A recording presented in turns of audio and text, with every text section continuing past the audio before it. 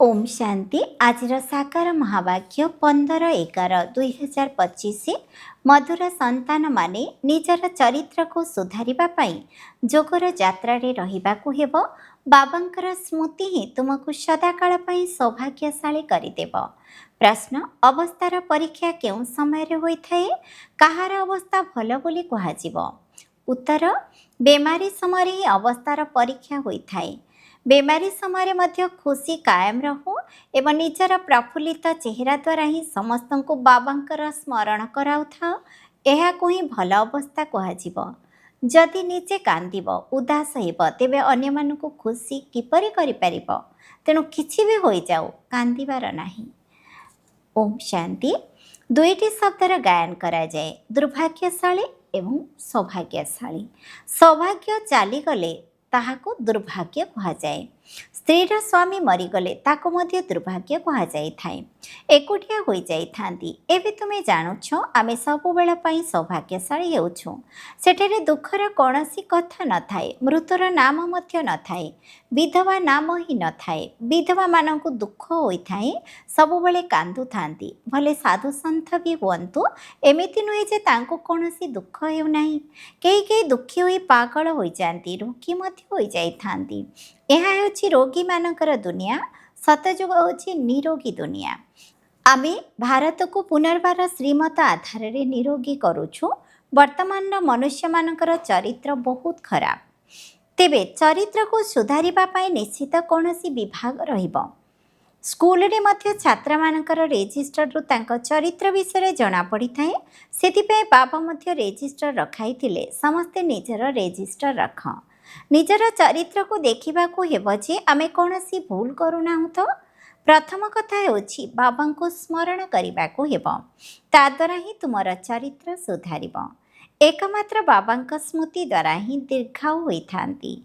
यह होछि ज्ञान रत्न। जोग को रत्न कहा जाए नाही। जोग द्वारा ही तुमर चरित्र सुधुरी थाए। एही 84 जन्मर चक्र संबंध में तुम मानक व्यतीत आउ केही भी बुझी पारिबे नाही। ए संबंध में तुम मानक बुझाइबा को हेब विष्णु एवं ब्रह्मा। शंकरंकर तो चरित्र कहुब नहीं। तुमे माने जानिछ ब्रह्मा एवं विष्णुंकर परस्पर मध्य संपर्क कौन? विष्णुंकर जुगल रूप होछि लक्ष्मी नारायण। से माने पुणी 84 जन्म नेउछंती। 84 जन्म भितरे से निजे पूज्य एवं निजे ही पूजारी होउछंती। प्रजापिता ब्रह्मा मध्य निश्चित एही ठारे ही दरकार। बाबा को साधारण शरीर दरकार। एइथिरे ही द्वंद्वरे पड़ुछंती। ब्रह्मा तो हेउछंती पतित पावन बाबांकर रथ। कहउछंती मध्य दूर देश का रहने वाला आया देश पर आए। पवित्र दुनियार स्थापन करता पतित पावन बाबा पतित दुनिया को आसुछंती। एही पतित दुनिया रे केही जणे हेले पवित्र रही पारिबे नाही। एबे तुमे पिला माने बुझी पारुछ जे आमे 84 जन्म किपरि नेउछु। केही तो नेउथिबे ना।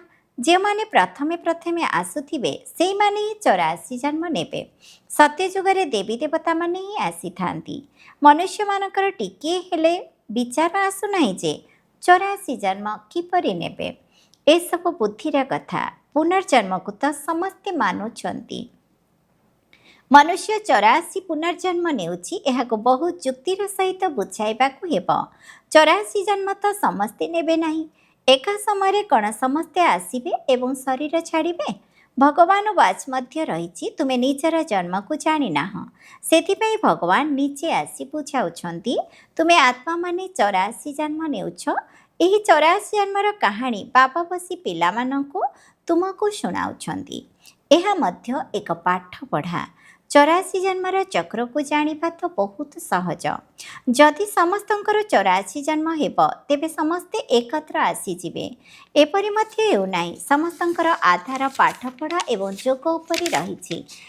एथिर मध्य प्रथम नंबर हेउछि जोग। कष्ट विषय वस्तु उपरे अधिक नंबर मिली थाए। यार प्रभाव मध्य रही थाए। उत्तम मध्यम कनिष्ठ विषय रही थाए ना। ता भितरे दुईटी हेउछि मुख्य। बाबा कहउछंती मोते मने पकाओ तेबे तुमे माने संपूर्ण निर्विकारी होइजिब एवं विजय मालारे गुंथा हेब। एहा ही होछि रेस अर्थात प्रतियोगिता। प्रथमे तो निजकु देखिबाकु हेब जे मु केउ पर्यंत धारणा करुछि, केते जोगयुक्त होई रहुछि, मोर चरित्र किपरि। जदि मो पाखरे कांदिबार अभ्यास रहिछि तेबे अन्यकु केपरि खुशमिजाज करिपारिब। बाबा कहउछन्ति जे कांदे से हराए, तेणु किछि भी होई जाऊ किंतु कांदिबार नाही। रोग समय मध्य खुशी रे एतिकी तो कहिपारिब जे निजकु आत्मनिश्चय करी बाबांकु मने पकाओ। रोग समय ही अवस्थार परीक्षा होइथाए। जंत्रणा समय मध्य जदि सामान्य व्यथाजनित शब्द बाहरुथिब तथापि निजकु आत्मनिश्चय करी बाबांकु स्मरण करिबाकु हेब। बाबा संदेश देइछन्ति जे एकमात्र शिव बाबा ही पैगंबर मेसेंजर अटंती, आउ केही नुहंती। बाकी जहाँ भी शुणाउछन्ति से सबु हेला भक्ति मार्गर कथा। एही दुनियार सबु जिनिस विनाशी अटे। एबे तुममानको बाबा सेठाकु नहीं जाउछन्ति जेउठी कौनसी भंगारुजा जिनिस नाही। सेठारे एपरि भल जिनिस हेब जे भांगिबार नाम मध्य रहिब नाही। एठारे विज्ञान द्वारा केते जिनिस तैयारी हेउछि, सेठारे मध्य निश्चित विज्ञान रहिब, काहेकिना तुम पई बहुत सुख दरकार। बाबा कहउछन्ति तुम पिलामानकु किछि भी जणा नथिला, भक्ति मार्ग केबे आरंभ होला, तुमे केते दुख देखिछ, ए सबु कथा तुम मानक बुद्धि रे अछि। देवता मानकु कहा जाउछि सर्वगुण संपन्न, पुणी सेही कला केमिति कम होई गला। एबे तो कौनसी कला नाही, चंद्रमार मध्य धीरे धीरे कला कम होइथाए ना। तुमे माने जानिछ जे एही दुनिया प्रथमे नुआ थिला, जेउठी प्रत्येक जिनिस शतप्रधान फास्ट क्लास थिला, ताहा पुणी पुरुणा होई कला कम होई जाउछि। एही लक्ष्मीनारायण सर्वगुण संपन्न अटंती ना। एबे बाबा तुमको सत्य सत्य सत्य नारायणकर कथा सुनाउछन्ति। एबे रात्रि होई पुणी दिन हेब, तुमे माने संपूर्ण हेउछ, तेणु तुम मानक पई सृष्टि मध्य सेहीपरि दरकार। पांच तत्व मध्य शतप्रधान अर्थात 16 कला संपन्न होई जाउछि, सेतिपई तुमर शरीर मध्य प्राकृतिक सौंदर्य रे भरपूर होई रहुछि, शतप्रधान होई जाउछि। सारा दुनिया 16 कला संपूर्ण होई जाउछि। एबे तो कौनसी कला नाही। जे भी बड़ बड़ लोक अथवा महात्मा आदि अछंती, बाबांक ज्ञान तांक भाग्य रे ही नाही, तांकर निजस्व अहंकार रहिछि। वास्तव रे एहा गरीब मानकर भाग्य रे रहिछि। केही केही कहउछंती एते श्रेष्ठ पिता तांकु तो कौनसी बड़ राजा अथवा पवित्र ऋषि आदिंक शरीर रे आसीबा दरकार। सन्यासी माने पवित्र होई थांती। तेबे बाबा बुझाउछन्ति मु काहा शरीर रे आसुछि, जे पूरा 84 जन्म नेउछन्ति, मु तांक शरीर रे आसुछि एवं निर्दिष्ट समय रे आसुछि। गोटे दिन मध्य कम बेसी होई पारिब नाही। श्रीकृष्ण जन्मरु ही 16 कला संपूर्ण अटंती, पुणी सत्व रजतम अवस्था रे आसुछन्ति। प्रत्येक जिनिस प्रथमे शतप्रधान पुणी सत्व रजतम अवस्था को आसुछि।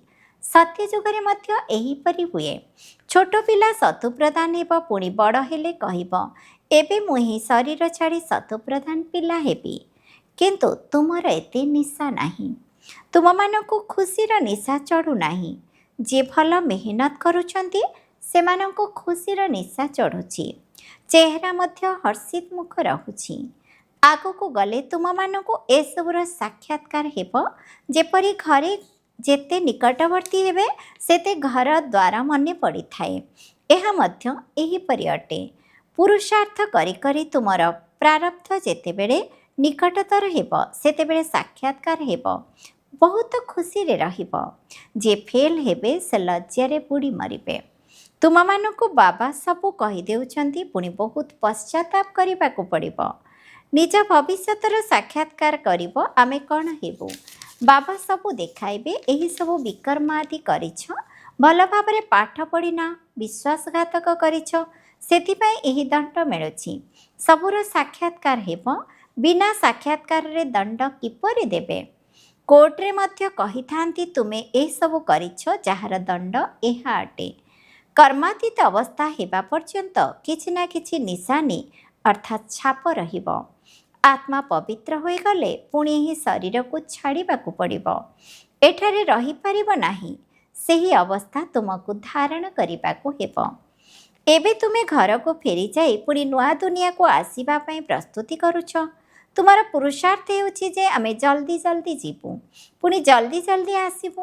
ଯେପରି ପିଲାମାନଙ୍କୁ ଖେଳରେ ଦୌଡ଼ାଇଥାନ୍ତି ନା, ଲକ୍ଷ୍ୟସ୍ଥଳକୁ ଯାଇ ପୁଣି ଫେରି ଆସିଥାନ୍ତି, ତୁମକୁ ମଧ୍ୟ ଜଲ୍ଦି ଜଲ୍ଦି ଯିବାକୁ ହେବ, ପୁଣି ପ୍ରଥମ ନମ୍ବରରେ ନୂଆ ଦୁନିଆକୁ ଆସିବାକୁ ହେବ।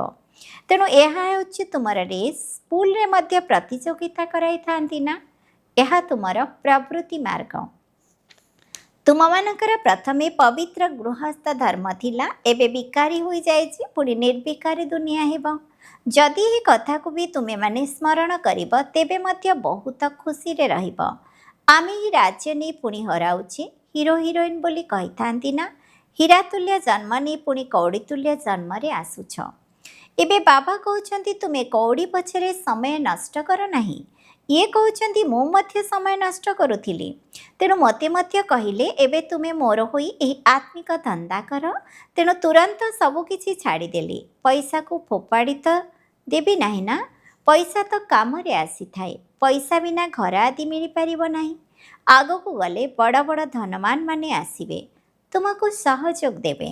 ଦିନେ ତୁମକୁ ବଡ଼ ବଡ଼ କଲେଜ ବିଶ୍ୱବିଦ୍ୟାଳୟରେ ଯାଇ ଭାଷଣ କରିବାକୁ ହେବ। ଏହି ସୃଷ୍ଟିର ଚକ୍ର କିପରି ଘୁରୁଛି, ଆରମ୍ଭରୁ ଶେଷ ପର୍ଯ୍ୟନ୍ତ ଇତିହାସର ପୁନରାବୃତ୍ତି ହେଉଛି। ସତ୍ୟଯୁଗ ଆରମ୍ଭରୁ କଳିଯୁଗ ଶେଷ ପର୍ଯ୍ୟନ୍ତ ସୃଷ୍ଟିର ଇତିହାସ ଭୂଗୋଳ ଆମେ କରିପାରିବୁ। ଚରିତ୍ର ଉପରେ ତୁମେ ବହୁତ ବୁଝାଇ ପାରିବ। ଏହି ଲକ୍ଷ୍ମୀନାରାୟଣଙ୍କର ମହିମା କର।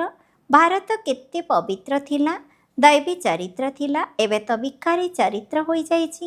ତେବେ ନିଶ୍ଚୟ ଏହି ଚକ୍ରର ପୁଣି ପୁନରାବୃତ୍ତି ତ ହେବ। ଆମେ ସାରା ବିଶ୍ୱର ଇତିହାସ ଭୂଗୋଳ ଶୁଣାଇ ପାରିବୁ। ଭଲ ବୁଦ୍ଧିମାନ ଯେଉଁମାନେ ଅଛନ୍ତି ସେହିମାନେ ହିଁ ସେଠାକୁ ଯିବା ଦରକାର। ଯେପରି ଥିଓସୋଫିକାଲ ସୋସାଇଟି ଅର୍ଥାତ୍ ଭାତୃଭାବ ତଥା ଧର୍ମମାନଙ୍କର ତୁଳନାତ୍ମକ ବିଚାର ରଖିଥିବା ଏକ ସଂଗଠନ ରହିଛି, ସେଠାରେ ତୁମେମାନେ ଭାଷଣ କର। କୃଷ୍ଣ ତ ଦେବତା ଥିଲେ, ଯିଏକି ସତ୍ୟଯୁଗର ରାଜକୁମାର ଥିଲେ। ପ୍ରଥମେ ଶ୍ରୀକୃଷ୍ଣ, ଯିଏକି ପୁଣି ନାରାୟଣ ହେଉଛନ୍ତି। ଆମେ ଆପଣଙ୍କୁ ଶ୍ରୀକୃଷ୍ଣଙ୍କର 84 ଜନ୍ମର କାହାଣୀ ଶୁଣାଇବୁ, ଯାହା ଆଉ କେହି ଶୁଣାଇ ପାରିବେ ନାହିଁ। ଏହି ବିଷୟ କେତେ ବଡ଼ ଅଟେ, ହୁସିଆରମାନେ ଭାଷଣ କରିବା ଦରକାର। ଏବେ ତୁମମାନଙ୍କ ମନରେ ଆସୁଛି ଆମେ ବିଶ୍ୱର ମାଲିକ ହେବୁ, ତେବେ କେତେ ଖୁସି ହେବା ଦରକାର। ଭିତରେ ଭିତରେ ଏହି ମନ୍ତ୍ର ଜପ କରୁଥାଅ, ତେବେ ତୁମକୁ ଏହି ଦୁନିଆର କୌଣସି ଆକର୍ଷଣ ଆକର୍ଷିତ କରିପାରିବ ନାହିଁ। ତୁମେ ଏଠାକୁ ଆସିଛ ପରମପିତା ପରମାତ୍ମାଙ୍କ ଦ୍ୱାରା ବିଶ୍ୱର ମାଲିକ ହେବା ପାଇଁ। ବିଶ୍ୱ ଏହି ଦୁନିଆକୁ କୁହାଯାଉଛି। ବ୍ରହ୍ମଲୋକ ଅଥବା ସୂକ୍ଷ୍ମଲୋକକୁ ବିଶ୍ୱ କୁହାଯିବ ନାହିଁ। ବାବା କହୁଛନ୍ତି ମୁଁ ବିଶ୍ୱର ମାଲିକ ହେଉନାହିଁ, ଏହି ବିଶ୍ୱର ମାଲିକ ତୁମମାନଙ୍କୁ କରୁଛି। ଏହା କେତେ ରହସ୍ୟଯୁକ୍ତ ଅଟେ। ତୁମକୁ ବିଶ୍ୱର ମାଲିକ କରୁଛି, ପୁଣି ତୁମେ ମାୟାର ଦାସ ହୋଇଯାଉଛ। ଏଠାରେ ସମ୍ମୁଖରେ ଯୋଗରେ ବସାଇବା ବେଳେ ମଧ୍ୟ ସ୍ମରଣ କରାଇ ଦେବାକୁ ହେବ। ଆତ୍ମ ଅଭିମାନୀ ହୋଇ ବସି ବାବାଙ୍କୁ ମନେ ପକାଅ।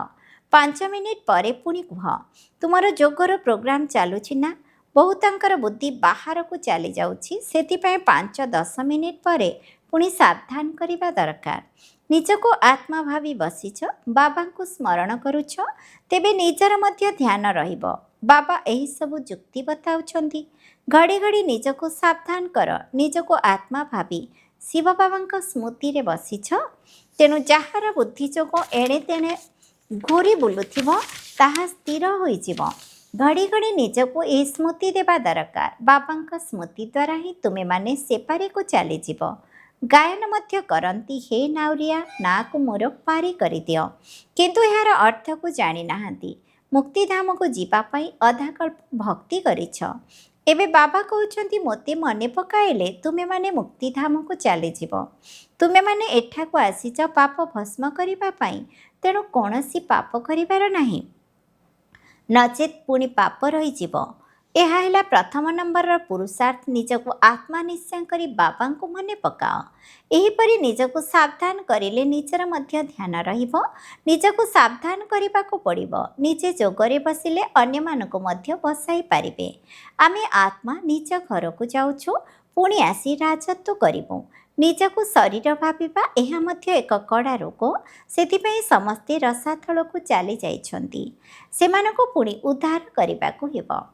ଆଚ୍ଛା, ମିଠା ମିଠା ଶିଖିଲଥେ ସନ୍ତାନମାନଙ୍କ ପ୍ରତି ମାତା ପିତା ବାପଦାଦାଙ୍କର ମଧୁର ସ୍ନେହ ସମ୍ପନ୍ନ ଶୁଭେଚ୍ଛା ଏବଂ ସୁପ୍ରଭାତ। ଆତ୍ମିକ ପିତାଙ୍କର ଆତ୍ମିକ ସନ୍ତାନମାନଙ୍କୁ ନମସ୍ତେ। ଆମ ଆତ୍ମିକ ସନ୍ତାନମାନଙ୍କର ମଧ୍ୟ ଆତ୍ମିକ ମାତା ପିତା ବାପଦାଦାଙ୍କୁ ୟାଦ ପ୍ୟାର ଓ ନମସ୍ତେ ନମସ୍ତେ ନମସ୍ତେ। ଧାରଣା ପାଇଁ ମୁଖ୍ୟ ସାରାଂଶ 1 ନମ୍ବର, ନିଜର ସମୟକୁ ଆତ୍ମିକ ଧନ୍ଦାରେ ଅର୍ଥାତ୍ ସେବା କରିବାରେ ସଫଳ କରିବାକୁ ହେବ। ଜୀବନକୁ ହୀରା ତୁଲ୍ୟ କରିବାକୁ ହେବ। ନିଜକୁ ସର୍ବଦା ସାବଧାନ ରଖିବାକୁ ହେବ। ନିଜକୁ ଶରୀର ଭାବିବାର କଡ଼ା ବିମାରୀରୁ ରକ୍ଷା ପାଇବାର ପୁରୁଷାର୍ଥ କରିବାକୁ ହେବ। 2 ନମ୍ବର, କେବେ ବି ମାୟାର ଦାସ ହେବାର ନାହିଁ। ଭିତରେ ଭିତରେ ଜପ କରିବାକୁ ହେବ ଯେ ମୁଁ ଆତ୍ମା ମୁଁ ଆତ୍ମା। ସର୍ବଦା ଖୁସି ରହିଥାଉ ଯେ ମୁଁ ଭିକାରୀରୁ ରାଜକୁମାର ହେଉଛି। ବରଦାନ, ଗହନ ଅନୁଭବର ପ୍ରୟୋଗଶାଳାରେ ରହି ନୂଆ ନୂଆ ଅନୁସନ୍ଧାନ କରୁଥିବା ଅନ୍ତର୍ମୁଖୀ ହୁଅ। ଯେତେବେଳେ ନିଜ ଭିତରେ ପ୍ରଥମେ ସବୁ ପ୍ରକାରର ଅନୁଭବ ପ୍ରତ୍ୟକ୍ଷ ହୋଇଯିବ, ସେତେବେଳେ ହିଁ ବାବାଙ୍କର ପ୍ରତ୍ୟକ୍ଷତା ହେବ। ଏଥିପାଇଁ ଅନ୍ତର୍ମୁଖୀ ହୋଇ ଯୋଗର ଯାତ୍ରାର ଅଥବା ସର୍ବପ୍ରାପ୍ତିର ଗହନ ଅନୁଭୂତିରେ ରହି ଅନୁସନ୍ଧାନ କର। ପ୍ରଥମେ ସଂକଳ୍ପ ଧାରଣ କର, ତାପରେ ତାର ପରିଣାମକୁ ବା ସିଦ୍ଧିକୁ ଦେଖ ଯେ ମୁଁ ଯେଉଁ ସଂକଳ୍ପ କରିଥିଲି ସେଥିରେ ସିଦ୍ଧି ପ୍ରାପ୍ତ ହେଲା ନା ନାହିଁ। ଏଭଳି ଗହନ ଅନୁଭୂତିର ପ୍ରୟୋଗଶାଳାରେ ରୁହ, ଯାହାକି ସମସ୍ତଙ୍କୁ କୌଣସି ବିଶେଷ ଲଗନରେ ମଗନ ରହୁଥିବାର ବା ଏହି ସଂସାରଠାରୁ ଉପରାମ ରହୁଥିବାର ଅନୁଭବ ହେଉଥିବ। ଏଥିପାଇଁ କର୍ମ କରିବା ସମୟରେ ଯୋଗର ଶକ୍ତିଶାଳୀ ସ୍ଥିତିରେ ରହିବାର ଅଭ୍ୟାସକୁ ବଢ଼ାଅ। ଯେପରି ବାଣୀରେ ଆସିବାର ଅଭ୍ୟାସ ହୋଇଯାଇଛି, ସେପରି ଆତ୍ମାଭିମାନୀ ସ୍ଥିତିରେ ରହିବାର ଅଭ୍ୟାସ କର। ସ୍ଲୋଗାନ, ସନ୍ତୁଷ୍ଟତା ରୂପୀ ଆସନ ଉପରେ ବସି ପରିସ୍ଥିତି ଗୁଡ଼ିକର ଖେଳକୁ ଦେଖୁଥିବା ଆତ୍ମା ହିଁ ସନ୍ତୁଷ୍ଟମଣି ଅଟେ। ଅବ୍ୟକ୍ତି ସାରା ଅଶରୀରୀ ଅଥବା ବିଦେହୀ ସ୍ଥିତିର ଅଭ୍ୟାସକୁ ବଢ଼ାଅ। ଯେପରି ହଠଯୋଗୀମାନେ ନିଜର ଶ୍ୱାସକ୍ରିୟାକୁ ଯେତେ ସମୟ ଚାହିଁବେ ରୋକିପାରିବେ, ସେହିପରି ତୁମେ ସହଜ ଯୋଗୀ, ସ୍ୱତଃ ଯୋଗୀ, ସଦା ଯୋଗୀ, କର୍ମଯୋଗୀ, ଶ୍ରେଷ୍ଠ ଯୋଗୀ ଆତ୍ମାମାନେ ନିଜର ସଂକଳ୍ପକୁ, ଶ୍ୱାସକ୍ରିୟାକୁ ପ୍ରାଣେଶ୍ୱର ବାବାଙ୍କର ଜ୍ଞାନ ଆଧାରରେ ଯେଉଁ ସଂକଳ୍ପ ଯେପରି ସଂକଳ୍ପ ଯେତେ ସମୟ ପର୍ଯ୍ୟନ୍ତ କରିବାକୁ ଚାହିଁବ, ସେତିକି ସମୟ ସେହି ସଂକଳ୍ପରେ ସ୍ଥିତ ହୋଇଯାଅ। ଏବେ ଏବେ ଶୁଦ୍ଧ ସଂକଳ୍ପରେ ରମଣ କର। ପୁଣି ଏବେ ଏବେ ଗୋଟିଏ ହିଁ ଲଗନ ଅର୍ଥାତ୍ ଏକମାତ୍ର ବାବାଙ୍କ ସହିତ ମିଳନ କରିବାର ଏକମାତ୍ର ଅଶରୀରୀ ସ୍ଥିତିର ଶୁଦ୍ଧ ସଂକଳ୍ପରେ ସ୍ଥିତ ହୋଇଯାଅ। ଓମ୍ ଶାନ୍ତି।